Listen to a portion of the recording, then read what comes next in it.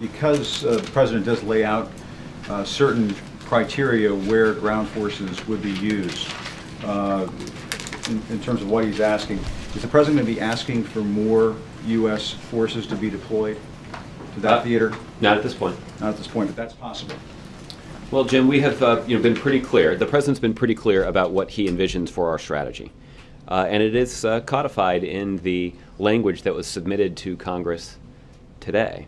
It notes or it places a limitation on the ability of the Commander-in-Chief to order enduring offensive ground combat operations in Iraq and in Syria. And in the cover letter that the President submitted to members of Congress, the President noted that that is consistent with the strategy that the President's pursued so far, in that the President does not believe that making a long-term, large-scale commitment of U.S. ground combat troops into Iraq or Syria would be in our best interest. Operations would be authorized for rescue missions, taking out ISIS leaders, calling in airstrikes, and intelligence. How is that not mission creep?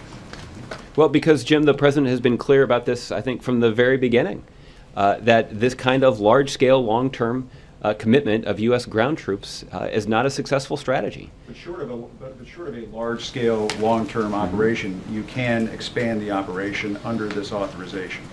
Well, what we have... The language is fuzzy, is it not? Intentionally so. And the intent intentionally is... so. The language is intentionally fuzzy. Yes, Jim, because we believe it's important that there aren't overly burdensome constraints that are placed on the Commander-in-Chief, who needs the flexibility to be able to respond to contingencies that emerge in a chaotic military conflict like this. So the fact of the matter is we do need the President of the United States and the Commander-in-Chief, both this one and the next one, to have the ability to respond to specific contingencies. That if there is the need to order military action within these constraints, but that is clearly in the best interest of the United States or the safety and security of our military personnel, then the Commander-in-Chief needs to have the ability to order that military action and to do it quickly without seeking additional specific authorization from the Congress. And the 3-year time limit does tie the hands of his successor, does it not? How so? If a future president, if the next president wants to go longer than 3 years, than 2018, he's going to have to go back, or she's going to have to go back to Congress. Well, it is true that this authorization to use military force would expire, based on the way that that this draft reads, would expire 3 years after Congress passes it.